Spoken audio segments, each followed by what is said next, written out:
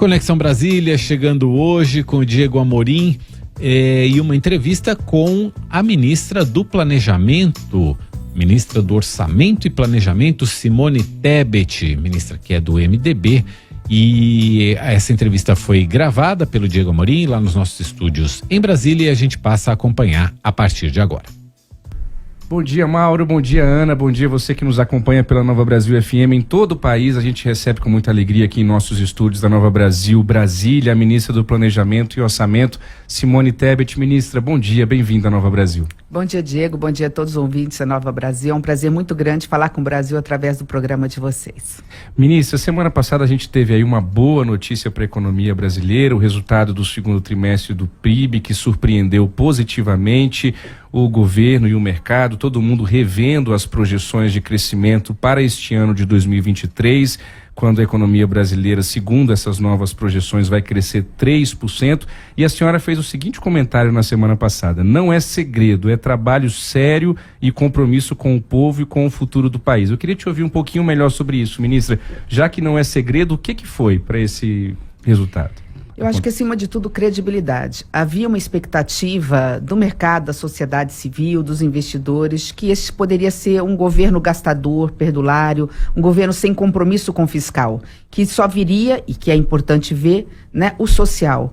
E acredito que o primeiro passo no sentido certo de se fazer a economia dar certo, foi ter realmente o presidente Lula escolhido para a sua equipe econômica duas pessoas que têm visão diferente da economia. O ministro Haddad, né, um pouco mais ligado à linha do Partido dos Trabalhadores, e eu que tenho uma visão um pouco mais liberal da economia. Diante desse processo e da firme posição do ministro Haddad, que acho que tem todo o mérito por isso, de bancar uma regra fiscal que realmente olhe pelo primário, de zerar o déficit, de ter a preocupação de controlar a dívida em relação ao PIB, isso fez com que o mercado, a sociedade civil, os investidores pudessem apostar no Brasil.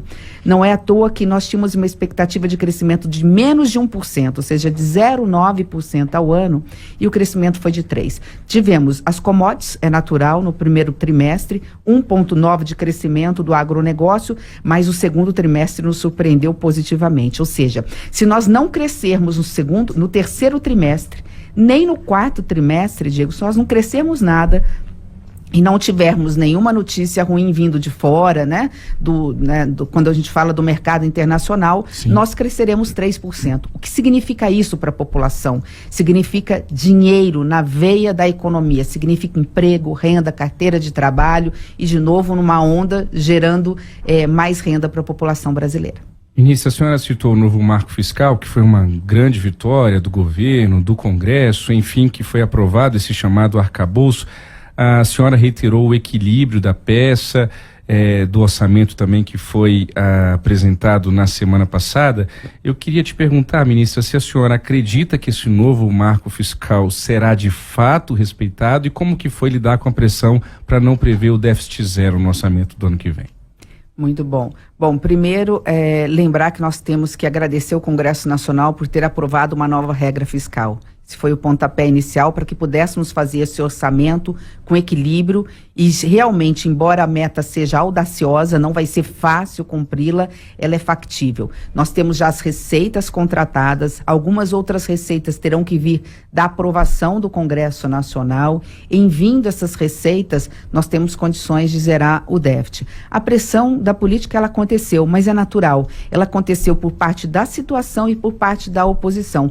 Mas nós temos até o final do ano sem nenhuma correria, não temos que ter pressa. As receitas sendo aprovadas, as novas medidas provisórias e PLNs que estão no Congresso Nacional, que vão, de alguma forma, engordar os cofres do governo federal, sem aumentar imposto para o povo brasileiro. Isso que é importante, é trazendo impostos ou fazendo que algumas pessoas que não pagam, hoje tenham que pagar impostos. Então, diante deste cenário, nós temos condições de chegar ao final do ano confirmando a meta zero para o ano que vem.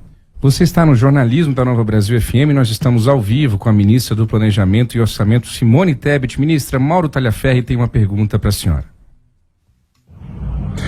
Oi, ministra, bom dia. Nesse final de semana, o ministro da Fazenda, Fernando Haddad, disse que em relação à meta fiscal para o ano que vem, as medidas para equilibrar o orçamento e cumprir a meta de déficit zero no ano que vem, a bola está com o Congresso. Foi a expressão usada pelo ministro Fernando Haddad. Eu queria saber da senhora o quanto a senhora vê o Congresso comprometido com essa pauta e de manter as contas públicas em ordem, em equilíbrio e déficit zero no ano que vem. Bom, Mauro, acho que são duas questões que precisam ser colocadas aí. Assim, o perfil desse Congresso Nacional é um perfil mais liberal na economia, ou seja, é um perfil mais fiscalista, é um perfil, especialmente no Senado, que tem o compromisso com a responsabilidade fiscal. Então, todas as medidas que nós mandamos para o Congresso relacionado a controle de gastos, a qualidade desses gastos públicos, a política de gestão e legislação que realmente vise a preocupação do controle de meta fiscal, de endividamento do Brasil, ele tende a ser aprovado pelo Congresso. Exemplo disso é o próprio arcabouço fiscal, que estava previsto para ser encaminhado em agosto, foi encaminhado em abril, estava previsto para ser aprovado no final do ano e foi aprovado agora antes do dia 31 de agosto. Esta é uma parte da sua pergunta, Mauro. Agora você tem razão que é um Congresso, por ser uma casa do povo, né, uma casa que tem a representatividade, eu falo que é o poder mais democrático do Brasil, porque ali você tem eleitos todas as matizes ideológicas, todos os perfis representativos do Brasil, você tem muita pressão política e muita pressão da sociedade. Então, é natural que nós possamos ter alguns projetos que tenham impacto nas despesas do Brasil. Você vai desde a desoneração da folha, querendo incluir agora as prefeituras. Isso, se for aprovado, obviamente nós vamos ter que analisar ou reanalisar a meta zero. Então, é um trabalho aí de ajuste, de diálogo permanente entre o ministro Haddad e a equipe econômica, no meu caso, o Ministério do Planejamento e Orçamento, com o Congresso Nacional, para dizer, até aqui dá para ir, aqui não dá, porque a gente tem que ter o compromisso fiscal justamente para garantir que as políticas públicas mais relevantes e importantes para a população brasileira cheguem em quem mais precisa. Ministra, vamos falar de juros. A gente teve na última reunião do Comitê de Política Monetária, o Copom do Banco Central, enfim, o início da queda da taxa básica de juros, a Selic, 0,5%, caindo então, portanto, para 13,25% ao ano. Neste mês de setembro, nos próximos dias 19 e 20, teremos nova reunião do Copom. A senhora é uma defensora da autonomia do Banco Central, mas disse recentemente que não se pode demorar a baixar os juros se está tudo bem. A senhora avalia que agora está tudo bem? Passou até do tempo, Diego. A diferença do veneno para o remédio está na dose, né? Que o diga a picada de cobra, né? Da própria veneno da cobra que a gente faz o antídoto para salvar o paciente.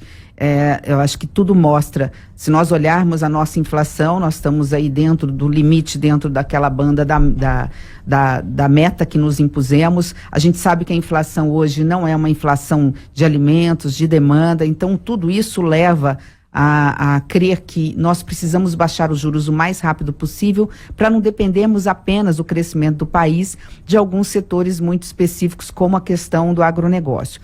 Baixar os juros hoje é praticamente uma unanimidade em relação ao setor produtivo, ao mercado, que entende realmente que nós estamos diante dos maiores juros reais do mundo. Se você comparar os juros no Brasil versus a taxa de juros, você tem quase 10% aí de juros. Isso é um valor muito alto comparado a qualquer outro país do mundo. O Brasil tem condições não só de baixar neste Copom, mas nos próximos 0,5% pelo menos, ou seja, é preciso que nós fechemos o ano com 11,75, né, que um pouquinho menos talvez que isso, para que possamos dar um alívio, especialmente ao setor do comércio, que precisa contratar empréstimo com crédito mais barato para poder jogar lá no produto que ele vende no supermercado ou mesmo no produto do varejo.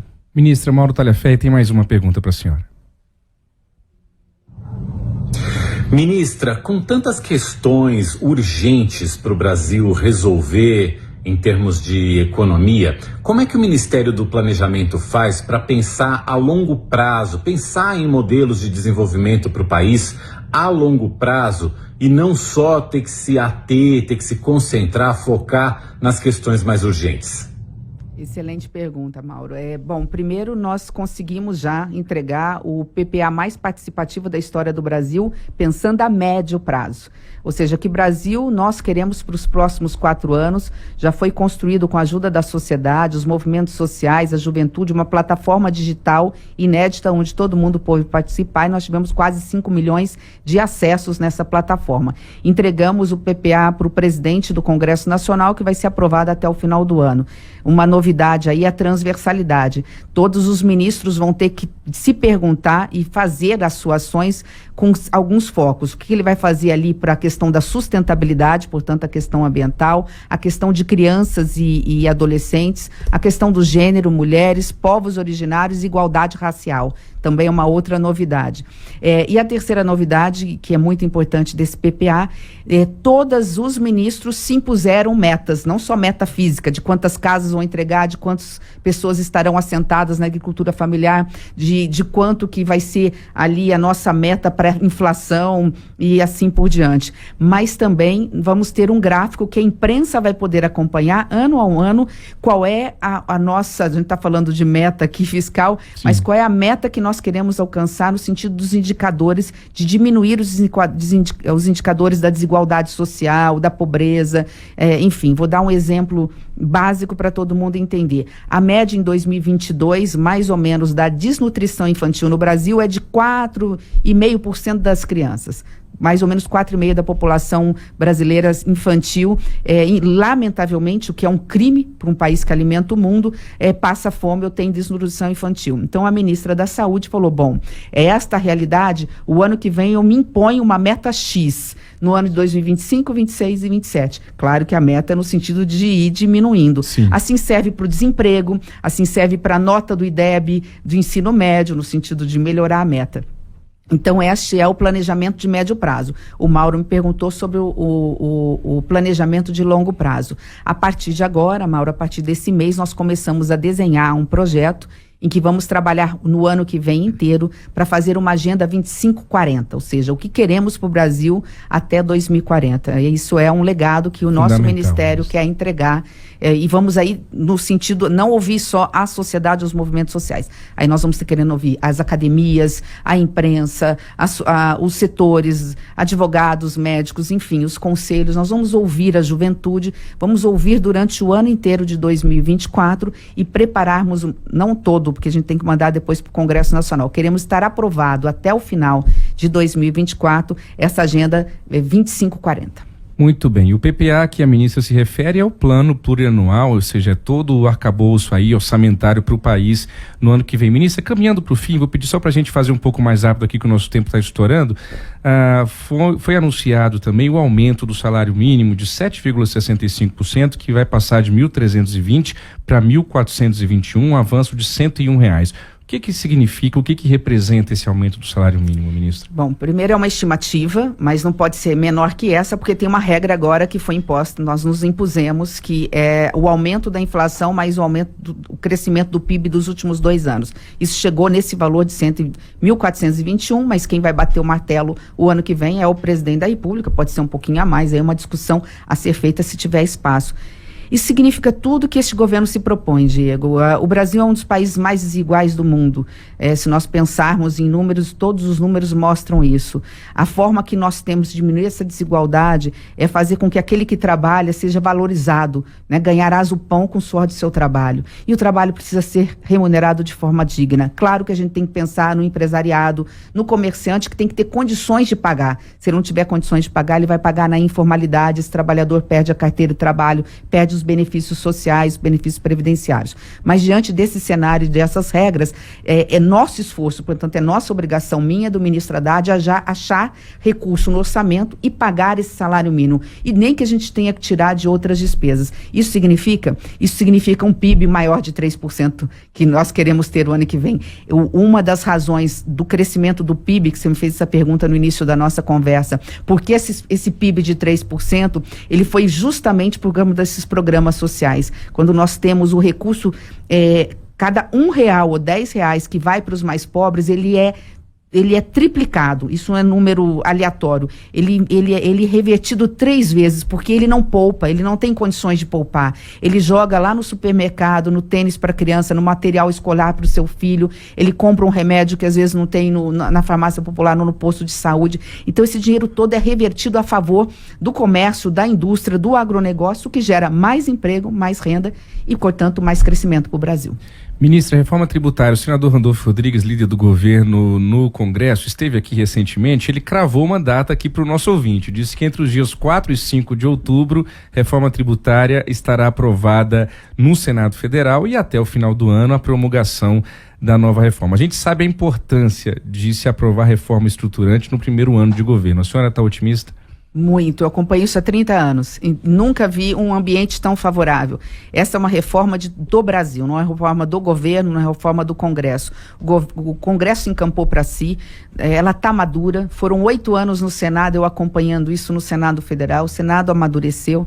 A nossa, expectativa é que seja aprovada no Senado em outubro, volte para a Câmara para as alterações serem analisadas e até o final de novembro ou início de dezembro, aí tanto faz, porque ela só começa a produzir efeitos em 26 oficialmente, mas já quero dizer que embora oficialmente seja em 26, já o ano que vem ela tem efeitos indiretos e imediatos.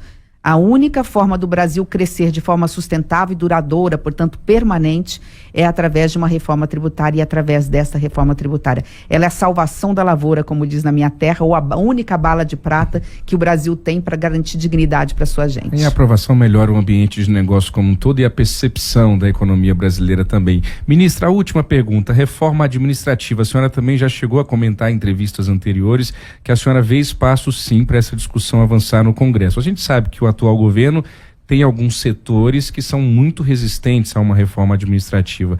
A senhora vê espaço para se haver aí uma negociação do Executivo com o Congresso e avançar uma reforma administrativa? Sim, eu vejo, Diego, mas eu vejo isso mais para o início do ano que vem. Assim, nós temos que tomar cuidado. Veja, nós estamos falando de uma reforma que levou 30 anos e ainda não aconteceu, que é tributária. Nós temos uma série de medidas da pauta fiscal e econômica para serem aprovadas, além das próprias pautas de interesse dos próprios parlamentares, de iniciativa do Congresso, que é natural.